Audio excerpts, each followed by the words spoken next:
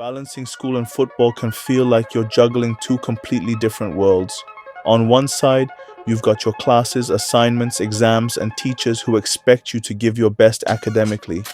On the other side, there's football, the game you love, the training sessions, the matches, and maybe even dreams of going pro one day.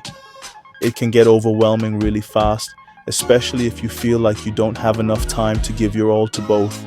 Trust me, you're not alone in this. A lot of players struggle with finding the right balance, but the good news is, it can be done.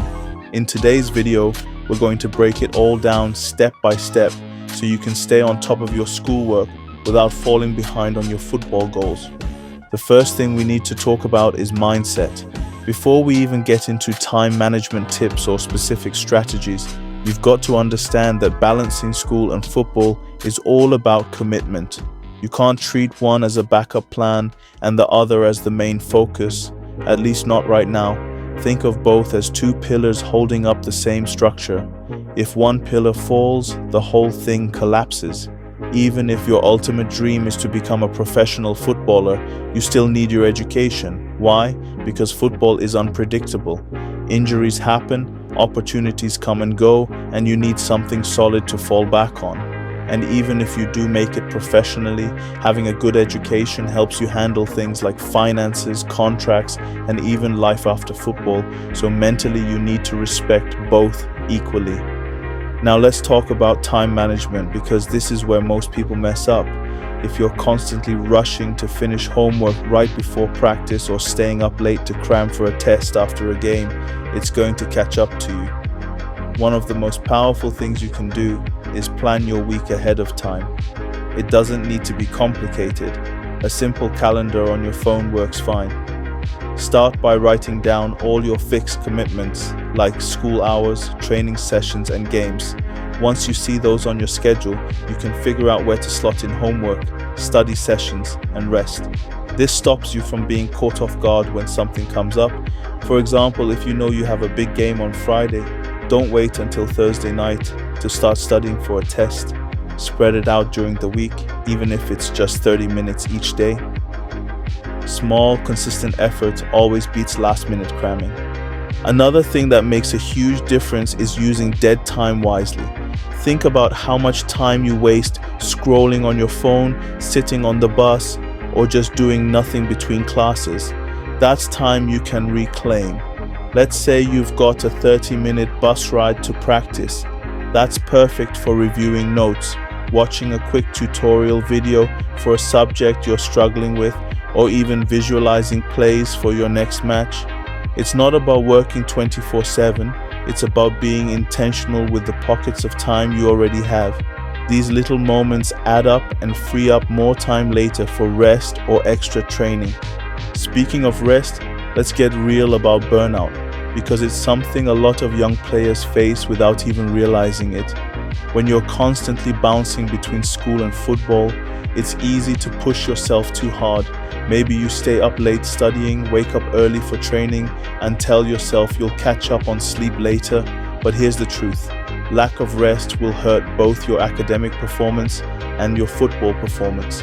Your brain can't focus in class, and your body can't recover properly after training. That's why scheduling downtime is just as important as scheduling work and practice. Sleep should be a priority, not an afterthought. Aim for at least 7 to 8 hours a night, and don't feel guilty about taking short breaks during the day to recharge. Remember, productivity isn't about doing more, it's about doing the right things consistently. Now, let's talk about communication, because this is a game changer. A lot of players struggle in silence, trying to handle everything on their own, when the truth is, there are people around you who want to help. If you've got a crazy schedule coming up, like an away tournament during finals week, don't wait until the last minute to tell your teachers. Talk to them early. Most teachers are understanding if you explain your situation and show that you're taking responsibility. The same goes for your coaches. If school is piling up and you need to miss a session to focus on academics, be upfront about it. Good coaches respect players who are honest and serious about balancing both sides of their life. Hiding the struggle usually just makes things worse. Another thing that helps a ton is setting priorities. Not every assignment or activity needs the same amount of attention. Learn to figure out what's urgent and what can wait. For example, if you've got a minor homework assignment due next week, but a big test in 2 days, focus on studying for the test first. The same applies to football. If you've got a casual scrimmage and a championship game coming up, give your energy to the big match. This doesn't mean you're neglecting other things, it just means you're being smart about where you put your focus. Let me give you a quick example to tie all of this together. Imagine it's Monday and you've got school from 8 a.m. to 3 p.m., football practice at 5 p.m., and a test on Friday. Here's how you could plan it out. On Monday, use your lunch break to review a few notes. After practice, instead of scrolling through TikTok, spend 30 minutes reviewing again. Do the same thing Tuesday and Wednesday. By Thursday, you're already confident about the material, so you just do a quick review and go to bed early to rest up for Friday's game and test. See how that works? You didn't have to give up football or your grades, you just spread out the effort and managed your time wisely. Finally, remember this, you don't have to be perfect. There will be days when you miss a homework deadline or have a bad game. That's okay. What matters is consistency over time. Balancing school and football is a skill, and like any skill, you get better the more you practice it. Be patient with yourself and keep adjusting your approach as you go.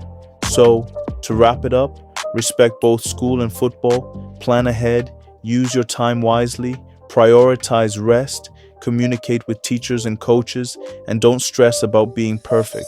If you follow these steps, you'll find that sweet spot where you can excel both in the classroom and on the field. Because at the end of the day, being a great footballer isn't just about what you do with the ball at your feet, it's about how you manage your entire life off the pitch. And that's it for today's video. If you found this helpful, make sure to hit the like button and subscribe for more tips to help you become the best version of yourself, both as a player and as a person. Remember, balance isn't easy, but it's worth it. Keep grinding, stay focused, and I'll see you in the next one.